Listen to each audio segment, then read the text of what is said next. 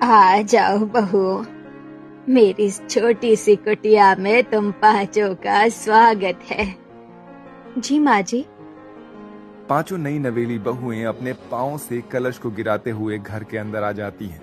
उन पांचों में दो छोटी बहुओं ने अपने हाथों में देवी माँ की मूरत पकड़ी हुई थी।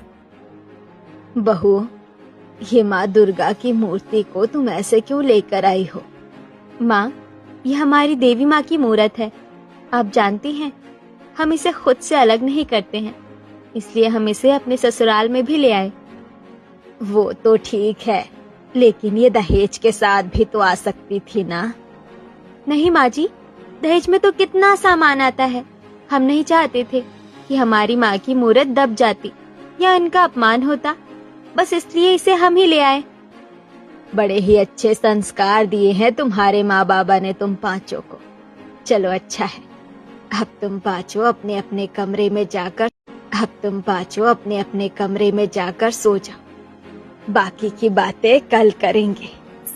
रंजना के बोलने पर उसकी पांचों ही बहुएं अपने अपने कमरों में जाकर सो जाती हैं। अगली सुबह पांचों बहुओं की ही पहली रसोई की रस्म होती है। तुम पांचों का जो भी मन करे वही बना देना, ठीक है? ठीक है माँ। माँ जी, हमारे पति और ससुर जी कहाँ हैं? वो अभी जरा अपने काम पर गए हैं, खाने के टाइम तक आ जाएंगे। ठीक है। पांचों बहुएं खाना बनाने लगती हैं। अभी वो खाना बना ही रही होती है कि तभी बाहर से कराता हुआ पांचों बहुओं का ससुर आता है। हाय रे, मार दिया। अजी क्या हो गया? माँ, हमने बाबा को मना किया था ना कि हमारे काम में हाथ मत डालिए, लेकिन बाबा है कि सुनते ही नहीं है। हाँ? अब देखो, लग गई ना चोट। लेकिन लगा क्या है? हम सभी लकड़ी काट रहे थे और बाबा का हाथ उसी मशीन में आ गया। वो तो अच्छा है कि भाई ने वक्त रहते मशीन को रोक दिया, वरना बाबा का हाथ जड़ से ही चला जाता। हे भगवान, तेरा लाख लाख शुक्र है, लेकिन ये कोई अच्छा शगुन नहीं है। अभी कल ही तो घर में 5 लक्ष्मी आई है और आज ही ऐसी अनहोनी। अम्मा, शायद आप ज्यादा सोच रही हैं, ऐसा कछु नहीं है। रंजना को अपनी बहुएं कोई अच्छा शगुन नहीं लग रही थी, लेकिन उसने इस हादसे को महज एक इत्तेफाक समझकर भुला दिया था। ऐसे ही 2-4 दिन बीत जाते हैं और फिर से एक हादसा होता है, जिसमें कि उसके 3 बेटे उसका शिकार हो जाते हैं और वो बिस्तर पर ही आ जाते हैं। हे भगवान, ये क्या हो रहा है? मेरे घर में तो बीमारी और बर्बादी ने ही ढाबा बोल दिया है। बहू, ये कैसे मनहूस कदम लेकर आई हो तुम पांचों? अपने घर में समृद्धि की बजाय पनौती आ रही है। माँ जी, इसमें हमारी क्या खता है? माँ, आप इसका दोष इनको मत दो, अभी हमारा ही वक्त खराब चल रहा है। माँ, आप इसका दोष इनको मत दो, अभी हमारा ही वक्त खराब चल रहा है। शायद आपने सही कहा देवर जी। अच्छा सुनिए, आटा नहीं है, ले आइए। क्या? मेरे पास अब पैसे नहीं है। सारे पैसे तो भैया की मरहम पट्टी करवाने में ही लग गए। अब मैं आटा कहाँ से लाऊंगा? लाना तो पड़ेगा। अरे छोड़ो, मैं किराने वाले से उधार लेकर आती हूँ। रंजना ऐसा बोलकर किराने वाली की दुकान पर चली जाती है। अभी वो जा ही रही थी कि तभी उसका एक बाइक से छोटा सा एक्सीडेंट हो जाता है। आसपास के लोग उसे उठाते हैं और घर लेकर आते हैं। अरे बेटा, पूछ मत, तेरी माँ को चलते बची है। मैं गलत नहीं हूँ, ये पांचों ही अच्छा साया नहीं है। मेरी मानो तो अभी भी वक्त है, इनकी परछाई से दूर चलो। तुम दोनों अभी ठीक ठाक बच रहे हो, कभी तुम भी इनकी काली परछाई में आ जाओ। माँ, ऐसा कुछ? माँ शायद ठीक बोल रही है। जब से ये पांचों हमारी जिंदगी में आई है ना, तभी से हमारे घर में कुछ न कुछ गलत हो रहा है। हमारा काम भी अब पहले जैसा नहीं चलता। पहले कम से कम 2 वक्त की रोटी तो खा लेते थे, अब तो वो भी बहुत मुश्किल से ही मिलती है। ये आप क्या बोल रहे हो देवर जी? सही कह रहा है मेरा बच्चा। चलो बेटा, हम यहाँ से चलते हैं, इससे पहले इनका साया हमें खा जाए।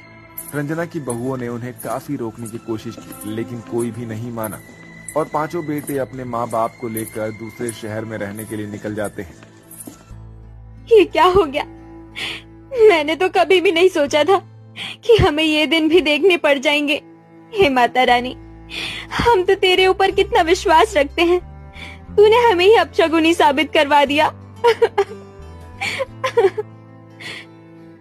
माता रानी से शिकायत मत करो दीदी। कहते हैं ना, जो भी होता है अच्छे के लिए ही होता है। पता नहीं इसमें भी उनकी जो भी होता है अच्छे के लिए ही होता है। पता नहीं इसमें भी उनकी कोई लीला छिपी हो। सही कहा। पांचों बहुएं बस यही सोचकर सब्र कर रही थी कि अब घर में उन पांचों के सिवा और कोई भी नहीं था। उनके पति और सास ससुर दूसरे शहर में जा चुके थे। 2-4 दिन तक तो उनके पास जो भी जमा रखी हुई थी उससे ही काम चला लिया, लेकिन 2-4 दिन के बाद घर में पैसे की किल्लत शुरू हो गई। रजनी, आज हम क्या खाएंगे? घर में तो कुछ भी नहीं है। मैं क्या बताऊं दीदी, बिना काम किए हमारा गुजारा होने वाला नहीं है। अब लगता है कि कोई काम करना ही पड़ेगा। सही कहा, मैंने तो ये बात कल ही सोच ली थी। चलो बहनों, काम ढूंढने चलते हैं। पांचों बहनें तपती हुई गर्मी में जाकर काम ढूंढने लग जाती हैं। 3 बड़ी बहनों को तो दूसरों के घर में झाड़ू बर्तन का काम मिल जाता है, लेकिन 2 छोटी को कुछ भी नहीं मिल पाता है। संध्या दीदी, अब क्या करें? चल घर ही चलते हैं। दोनों घर जाने लगती हैं कि तभी रास्ते में उन्हें एक बड़ा सा मंदिर दिखाई देता है।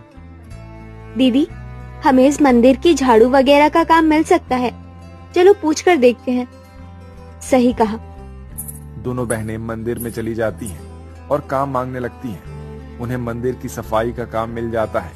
अब पांचों ही बहनों के पास रोजगार था।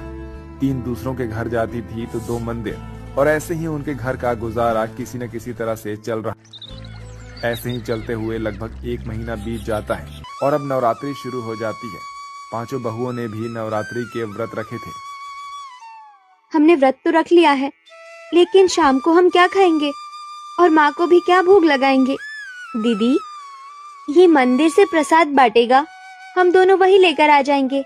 जितना भी जो कुछ भी हमें मिलेगा, हम उसी में माँ को भी भोग लगा देंगे और अपना भी गुजारा कर लेंगे। चारों बहनें काजल की बात से सहमत हो जाती हैं और वो बिल्कुल वैसा ही करती हैं। पांचों ने व्रत की हालत में भी पूरा दिन खूब मेहनत की और शाम को संजना और काजल प्रसाद में से ही थोड़े से फल वगैरह लेकर अपने घर आ गई। तीनों बड़ी बहनें उन दोनों का इंतजार कर रही थी। आ गई तुम दोनों, चलो चलो जल्दी करो, टाइम निकला जा रहा है। उन पांचों ने फलों का भोग पहले माँ दुर्गा को लगाया और उसके बाद उन्होंने खाया। ऐसे ही उनकी नवरात्रि कट रही थी। एक तरफ ये चल रहा था तो वहीं दूसरी तरफ उनके पतियों की जिंदगी में और भी ज्यादा दुविधा आ रही थी। हाय, बड़ी टांग दुख रही है। माँ की तबीयत सही नहीं है। अब घर में काम कौन करेगा? हमने घर पर अपनी पत्नियों को छोड़कर बिल्कुल भी अच्छा नहीं किया। यहाँ आने के बाद तो हमारी किस्मत और भी ज्यादा खराब हो गई है। इसका मतलब हमारा वक्त खराब है, ना कि हमारी पत्नियां। सही कहा, सही कहा। पांचों बहुओं के पतियों को अपनी गलती का एहसास हो गया था, लेकिन वो घर नहीं लौटे थे। ऐसे ही चलते हुए नवरात्रि का तीसरा दिन निकल जाता है। पांचों बहुओं ने बाकी दिन की तरह आज भी किया। ऐसे ही चलते हुए नवरात्रि का तीसरा दिन निकल जाता है। पांचों बहुओं ने बाकी दिन की तरह आज भी किया। आज तो फल जरा कम है, लेकिन कोई बात नहीं, हम थोड़ा सा चाहे कम खा लेंगे, लेकिन माँ दुर्गा को भोग लगाए बिना नहीं खाएंगे। सही कहा। पांचों बहुओं ने उस थोड़े से खाने में से माँ को भोग लगाया। उनका ये प्रेम देखकर स्वयं मूर्ति के अंदर से चमकती हुई माँ दुर्गा प्रकट हो जाती है। माँ, बेटी, मैं जानती हूँ तुम कितनी परेशानी से गुजर रही हो, लेकिन ऐसी स्थिति में भी तुमने हौसला नहीं छोड़ा और मेरे ऊपर भी अपना विश्वास कायम रखा। मैं आज तुम्हें यहाँ कुछ देने आई हूँ। आज से ही तुम्हारी सारी परेशानियाँ खत्म होंगी। माँ दुर्गा ऐसा बोलकर गायब हो जाती हैं। नवरात्रि में स्वयं माँ के दर्शन करने के बाद पांचों बहुओं को अपनी आंखों पर विश्वास नहीं हो रहा था। अभी दुर्गा माँ गई ही थी कि उन पांचों के पति और सास ससुर घर लौट आए थे। माँ, आप सभी? हमें माफ कर दो संध्या। हम बेवजह ही तुम्हें अपशगुनी कहकर छोड़कर यहाँ से चले गए थे, लेकिन तुम्हें छोड़कर जाने के बाद हमें पता चला कि अपशगुनी तुम नहीं हो, बल्कि हमारा वक्त ही खराब था। तुमसे अलग होकर पता चला कि तुम पांचों की हमारी जिंदगी में क्या जगह है। हमें माफ कर दो ना प्लीज। अपने पति की बात सुनकर संध्या की आंखें भर आती है। पांचों पत्नियां अपने पतियों और सास ससुर को देखकर बहुत खुश हो जाती हैं। उन्होंने उन्हें माफ कर दिया था।